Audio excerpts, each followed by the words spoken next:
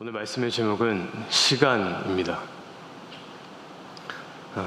시간은 언제나 그렇듯 늘 빠르게 지나가는 것 같습니다. 벌써 8월의 중반입니다.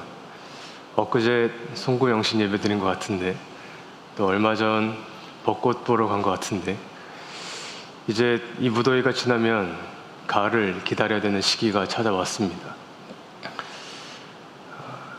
이처럼 시간은 우리의 삶 속에서 굉장히 빠르게 지나가죠.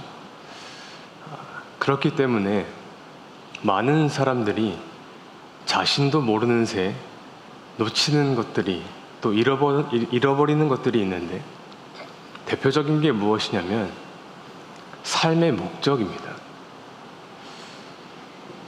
나는 무엇을 위해 이 시간 속에서 살아가고 있는가? 과연 나는 누구인가? 내 직함, 내가 가진 것을 다 떨쳐버렸을 때, 또는 이 모든 관계로부터 다 끊어졌을 때, 과연 나는 누구인가? 또 나는 어디서 왔고 어디로 돌아가는 것인가? 이런 거에 대한 질문을 잃어버리게 됩니다. 이 질문은 어릴 때부터 시작을 해서 성장하면서 가정을 이루고 직장을 갖고 소위 성공을 향해서 줄다름치면서 자연스럽게 묻혀버리게 되는 질문 중에 하나이죠. 그러나 마치 가라앉은 침전물이 휘저었을 때 수면 위로 떠오르는 것처럼 우리 속에서 지속해서 떠오르는 것입니다. 빠르게 흘러가는 이 시간 속에서 나는 무엇을 위해 살아가고 있는가? 적어도 오늘 하루만큼이라도 나는 무엇을 위해 살아갔는가? 예수님은 오늘 이 흘러가는 시간으로부터 이 시간에 대한 인식이 변하지 않으면 우리의 삶은 아무것도 달라지지 않음을 보여주고 계십니다. 오늘 말씀 23절을 먼저 읽도록 하겠습니다. 같이 읽겠습니다. 예수께서 대답하여 이르시되 인자가 영광을 얻을 때가 왔도다. 예수님께서 지금 인자가 영광을 얻을 때가 왔도다 라고 말씀을 하세요. 영광을 얻을 때가 왔다. 이 말씀을 하게 된 배경을 보니까 어느 날 빌립과 안드레가 예수님께 다가가서 헬라인이 면담을 신청한다고 전합니다. 예수님께서 유월절을 지키시기 위해 예루살렘으로 오셨는데 헬라인 몇 명이 예수님을 만나 이야기를 나누고 싶었던 거예요.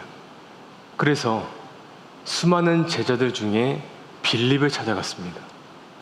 왜 빌립을 찾아갔냐면 이 빌립이라는 이름이 헬라식 이름이었거든요.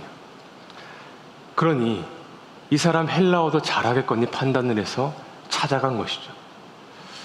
그런데 그때 당시는 이렇게 찾아가는 일들이 이례적인 일이었는지 빌립이 혼자 판단을 하지 않고 제자 안드레에게 이것을 어떻게 할지를 의논을 합니다. 그래서 이 두 사람이 고심 끝에 예수님께 가서 예수님, 헬라인 몇 명이 예수님과 면담을 요청합니다 라고 전하죠. 이 두 사람의 말은 그렇게 했지만 여러분 그 속에서는 아마 이런 생각을 했을 거예요.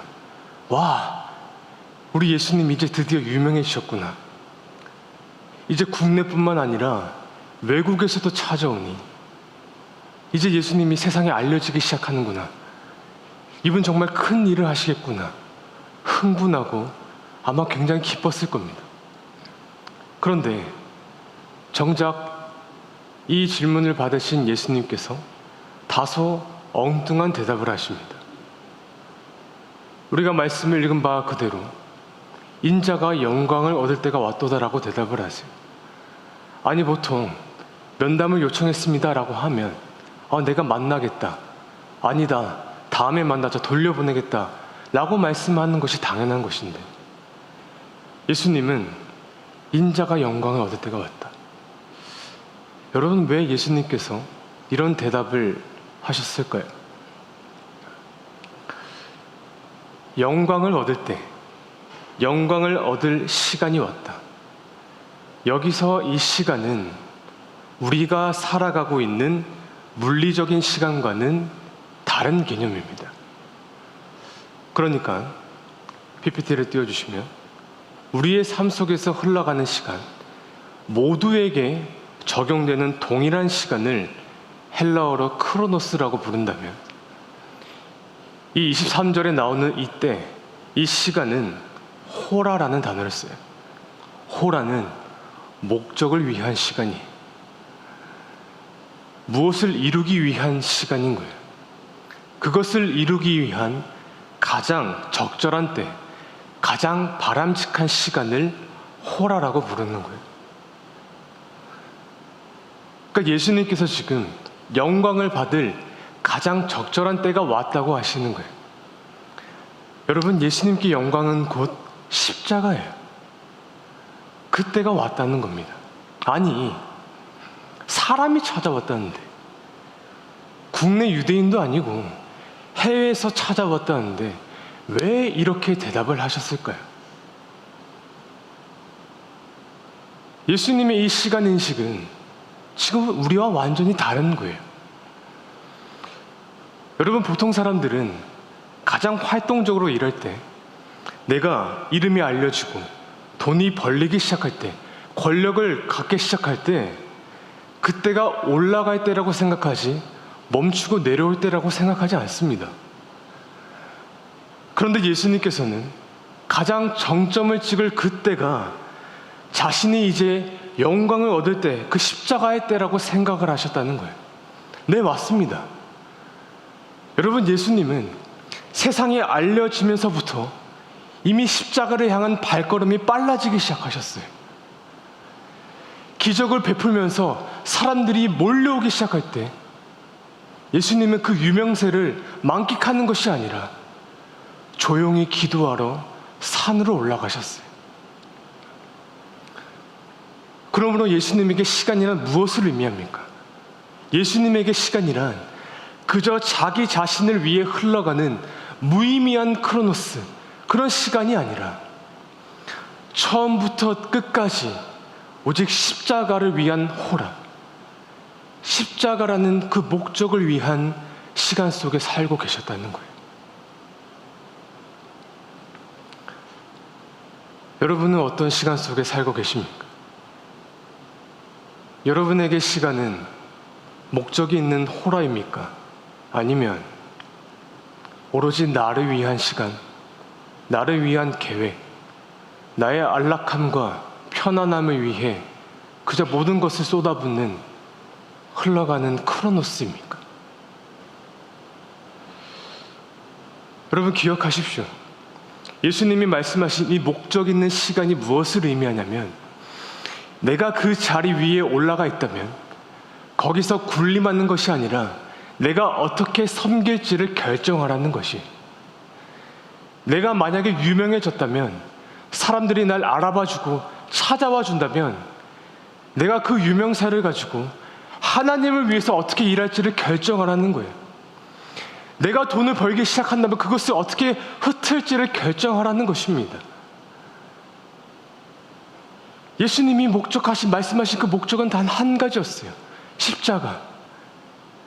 내가 희생함으로써 또 다른 생명을 살리기 위함이었어요. 호라는 그렇게 생명을 위해서 살아가는 시간이었습니다. 그래서 예수님께서 이어서 이렇게 말씀하십니다. 24절입니다. 같이 읽겠습니다. 내가 진실로 진실로 너희에게 이르노니 한 알의 밀이 땅에 떨어져 죽지 아니하면 한 알 그대로 있고 죽으면 많은 열매를 맺느니라. 진실로 진실로 이르노니, 내가 다른 것보다 이것을 더더욱 강조하는데, 한 알의 밀이 땅에 떨어져 죽지 아니하면 그 한 알은 그대로 있지만 죽으면 많은 열매를 맺느니라. 2000년 전에 예수님께서 중동 지역에 오셨어요.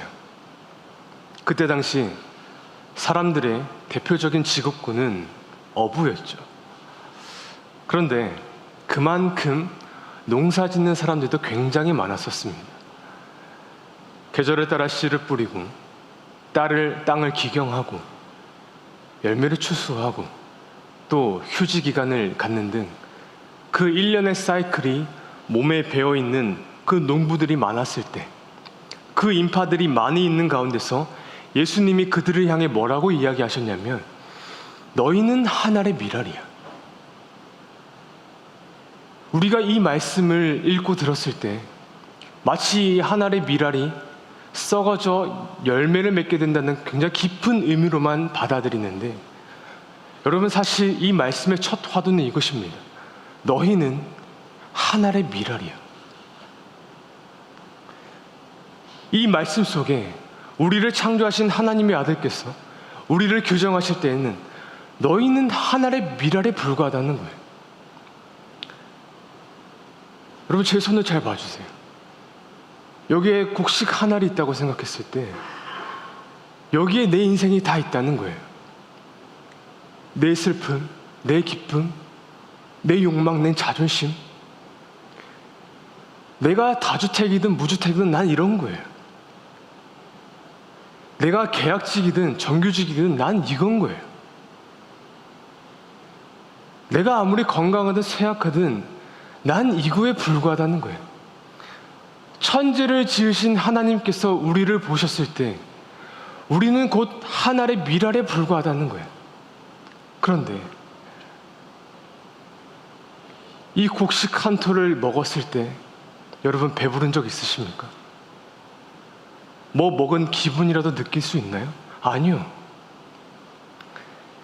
내가 나를 위해서 살려고 할 때 한 알의 밀알에 불과하기 때문에 만족스럽지 않습니다. 채워지질 않습니다. 날 위해 쓰는 그 시간의 결과가 곧 공허함이라는 거예요. 채워지지가 않아요. 그러니 이 내 것으로도 채워지지 않으니까 이제는 어느 지경까지 가냐면 남의 것으로 내 입을 채우려고 해요. 남의 쌀, 남의 즐거움, 남의 물질을 나의 것으로 빼앗아 채우려고 합니다. 이게 우리가 살아가고 있는 자본주의 아니겠어요? 약육강식, 강한 자만이 살아가는 그 독식하려는 모습.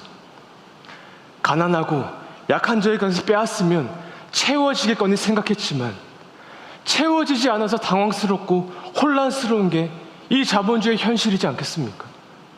왜 그런가요? 한 알의 밀알이기 때문이에요. 이것에 불과하기 때문이에요. 그래서 예수님께서 말씀하셨어요. 밀알은 먹는 게 아니야. 너희의 삶, 너희의 시간, 너희의 계획, 너희가 갖고 있는 것을 너희를 위해 먹는 것이 아니야. 밀알은 씨앗이야. 심는 거야. 너희의 삶과 계획은 심어야 되는 거야. 그러므로 너희는 고민해야 된다. 너희의 시간을 먹을 것으로 쓸 것이냐, 아니면 심어서 열매를 위한 목적의 시간으로 쓸 것이냐. 예수님께서 말씀하고 계시는 거예요. 여러분, 예수님이 한 알의 밀알로서 죽으셨습니다. 하나님의 아버지의 입장에서는 그 아들을 심으셔서 이 구주영이라는 사람의 열매를 받으신 거예요. 여러분이라는 존재를 열매를 받으신 거예요. 그러므로 그 예수님을 믿는 우리의 삶이 어떤 삶입니까? 여러분, 우리는 심는 삶이에요. 심어야 되는 사람이에요. 자본주의 사회에서 뭐라고 할지라도 난 심겠다. 난 먹지 않겠다. 난 내게 주어진 그 시간 속에서 내 삶과 내 건강과 나의 눈물과 기도를 심겠다. 이것을 위해서 이 땅에 교회가 탄생된 거예요. 여러분, 교회는 심는 공동체입니다. 그런데 지금 이게 안 되고 있어요. 주일날 그저 말씀을 먹으려고만, 그저 여전히 나만 잘 살려고만, 나만 사랑을 받으려고만, 그렇게 채워지지 않는 공허함 속에서 교회가 지금도 변질되고 있는 거 아니겠습니까?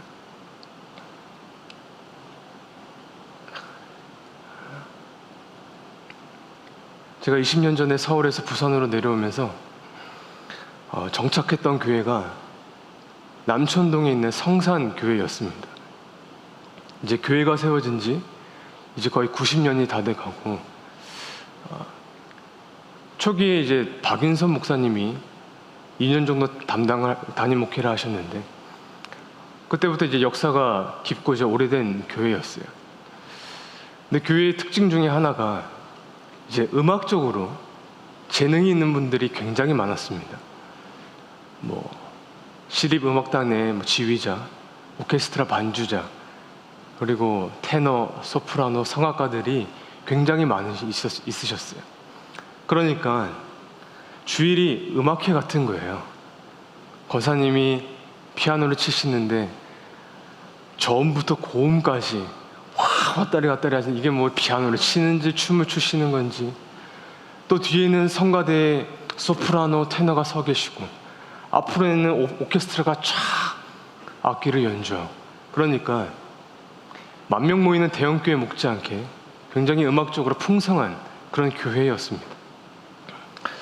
그러다가 한 번은, 한 달에 한 번 오후 예배 때 이제 제가 속해 있는 청년부와 어른들이 연합으로 예배를 드리게 되었어요.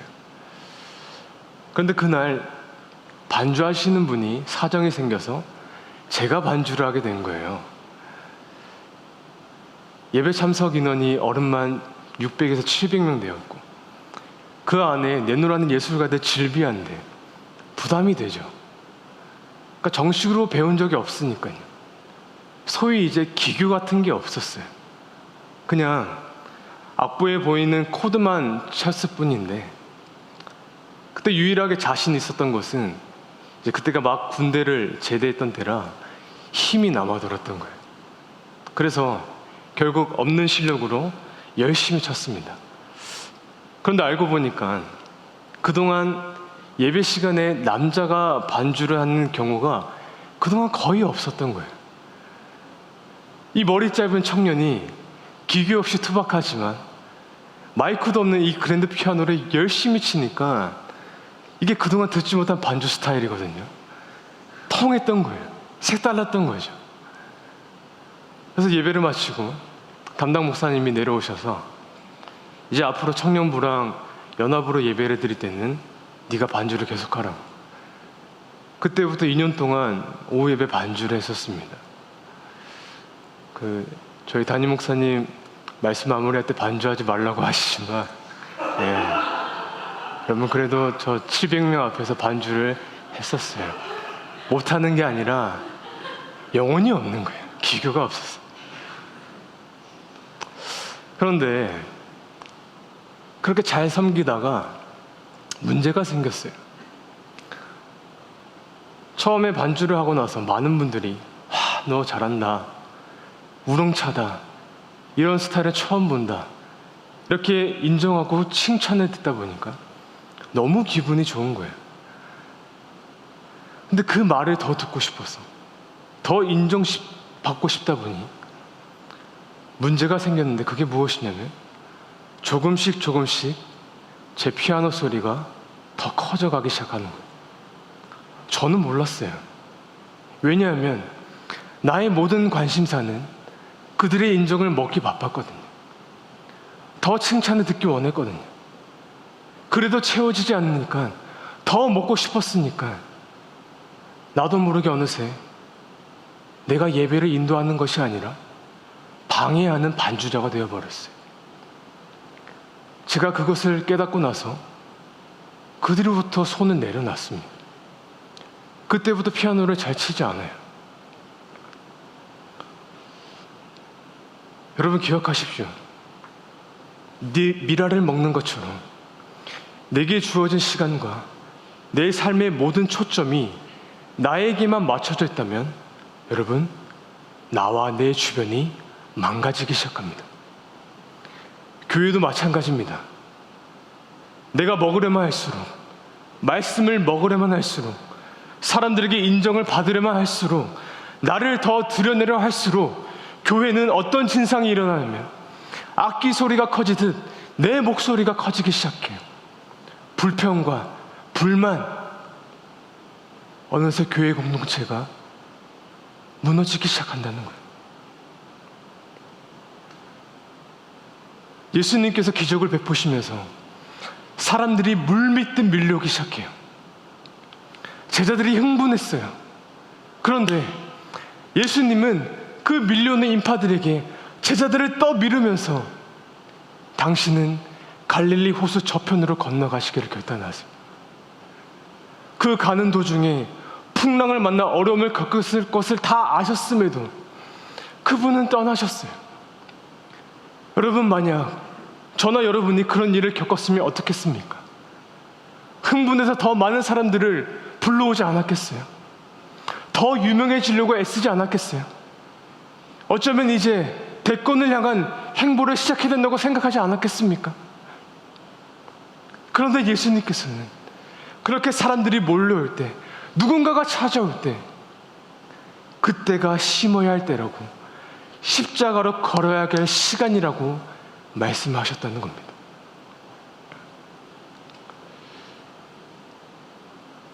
오늘 저와 여러분에게 반드시 건강이 필요합니다. 반드시 물질이 필요하고 사회적인 위치가 필요합니다. 그러나 이 모든 것을 우리에게 맡기신 이유는 하나님이 뜻이 있어서 우리에게 주신 거예요. 그것을 손아귀에 지금 쥐고 있다면 이제는 고민해야 되는 거예요. 이것을 나를 위해 먹을 것이냐, 아니면 심을 것이냐. 예수님은 여기서 명확하게 다시 한번 고백하십니다. 자기 생명을 사랑하는 자는 잃어버릴 것이요, 생명을 미워하는 자는 영생하도록 보존할 것이다. 25절 말씀입니다. 같이 읽겠습니다. 자기의 생명을 사랑하는 자는 잃어버릴 것이요 이 세상에서 자기의 생명을 미워하는 자는 영생하도록 보존하리라. 여러분, 이 말씀에서 두 가지의 생명이 나옵니다. 첫 번째는 자기의 생명, 또 다른 하나는 영원한 생명인 영생이에요. 똑같은 생명이지만 원어가 다른 단어예요. 마치 이 시간에 관한 단어가 달랐듯이 먼저 우리가 그토록 사랑했던 이 육체의 생명, 자기의 생명을 푸시케라고 한다면, 사라지지 않는 이 영원한 생명을 여러분 조회라고 기록을 합니다. 그래서 이 말을 원어 그대로 직역을 하면 이렇게 돼요. 내가 푸시케를 사랑한다면 그 푸시케를 잃어버릴 것이요, 그러나 이 푸시케를 미워한다면 영원한 생명인 조회를 얻게 될 것이다. 여러분, 내가 심는 것이 무엇을 의미합니까? 그 조회를 얻기 위해서 나의 푸시케를 심는 거예요. 그것을 미워하는 거예요. 그러나 우리가 이 육신의 생명이 전부인 것 마냥 이 땅을 살아간다면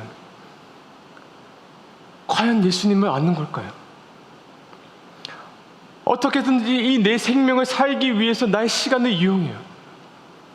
어떻게든 내 생명을 보존하기 위해 이 시간을 투자한다면 정말 예수님을 아는 그렇게 삶일까요? 여러분, 기억하십시오. 먹으려는 자가 많아질수록 우리는 함께 빈곤해질 겁니다. 다시 한번 강조합니다. 교회 안에 자신의 시간과 물질과 모든 인간관계 속에서 나를 위해 먹고 인정받고 채우려는 하는 사람이 많아질수록 교회는 영적인 빈곤에 시달리게 될 겁니다. 그러나 뿌리려는 사람이 많아질수록 우린 다시 살아날 겁니다. 심는 자가 많아질수록 영원한 생명을 우리는 추수할 것입니다.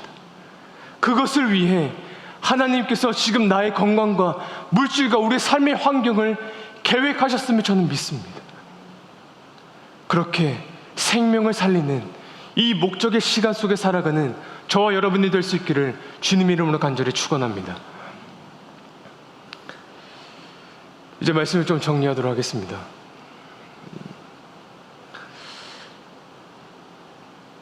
빠르게 흘러가는 시간 속에 살아가고 있습니다. 제가 오늘 이 시간을 두 가지로 여러분에게 말씀을 드렸어요. 흘러가는 그 물리적인 시간, 크로노스. 목적이 있는 시간은 호라. 그런데 성경에는 시간을 의미하는 또 다른 단어가 한 가지 더 있습니다. 그게 무엇이냐면 바로 카이로스라는 단어입니다. 카이로스는 내 영혼이 건짐을 받은 시간을 의미해요. 죽음이라는 이 시간 끝에서 건짐을 받았어요. 이 자리에 앉아 있는 우리 모두가 이 카이로스를 경험했어요. 이것은 오직 선택받은 자에게만 주어진 특별한 시간이에요. 우리가 이 카이로스, 이 십자가 속으로 들어가면 세 가지의 전이 트랜스퍼런스를 경험하게 돼요. 첫째는 우리의 죄가 예수님께 옮겨가는 것을 경험합니다. 여러분, 그냥 의로워지는 게 아니에요. 우리는 수혈을 받아야 돼요. 나의 이 더러운 죄악의 피가 예수님께 흘러가고 그 예수 그리스도의 의로운 피가 내 안에 흘러들어야만이 우리가 비로소 의로워지는 거예요. 그것이 십자가예요. 그리고 두 번째, 인간의 생명의 이 푸시케가 빠져나가고 영원한 생명의 조회가 우리 안에 들어오는 것입니다. 그리고 마지막으로 이 땅의 시간이 떠나가고 하나님의 시간이 우리의 삶을 장악하는 것입니다. 이것은 특별한 은혜예요. 수많은 사람들 중에 오직 선택받은 사람만이 경험할 수 있는 은혜예요. 우리가 그것을 가지고 있어요. 우리가 그 카이로스의 은혜를 경험했다면 이 땅에 우리에게 남아있는 시간은 또 다른 생명을 살리기 위한 목적의 시간 속에 살아야 되지 않겠습니까? 한 사람을 살리기 위해 미랄이 되어 심어지는 삶, 그것이 우리에게 남아있는 삶이 되어야 되지 않겠습니까?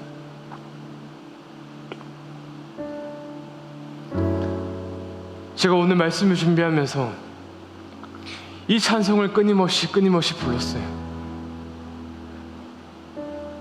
새벽부터 우리라는 찬송인데, 저는 어렸을 때 나이 많으신 권사님들과 집사님들이 이 찬송을 불렀을 때 이건 농사 지을 때 부르는 노동가라 생각했어요. 그런데 이 찬송의 가사 속에 오늘 말씀의 내용이 다 고스란히 담겨져 있었던 거예요.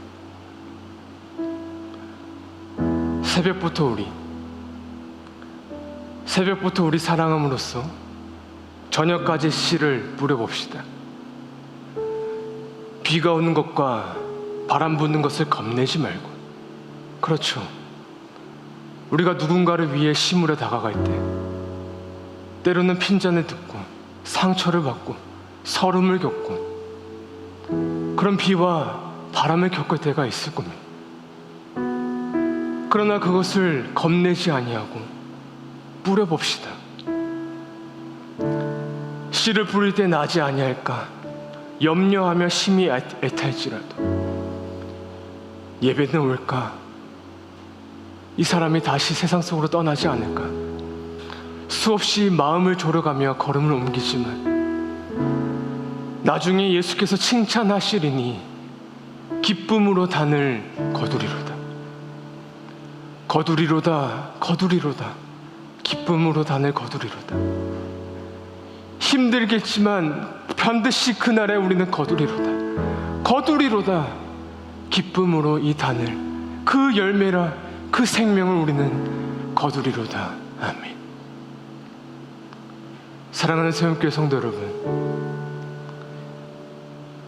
하나님께서 오늘 저와 여러분을 그 생명을 살리는 교회로 부르셨습니다. 여러분 때문에 누군가가 살아나는 것입니다. 여러분이 심고 그것을 누군가가 먹는 것입니다. 그러면 그가 살아날 것입니다. 그도 여러분처럼 심을 것입니다. 그러면 또 다른 누군가는 그로 인해 살아날 것입니다. 그렇게 30배, 60배, 100배 세상이 감당할 수 없는 그 그리스도의 계절이 이 땅에 오기를 저는 소망합니다. 그 일에 제가 쓰임받기를 원하고, 우리 교회가 쓰임받기 원하고, 저와 여러분이 쓰임받는 그 한 알의 미랄이 될 수 있기를 우리 그리스도 이름으로 간절히 축원합니다.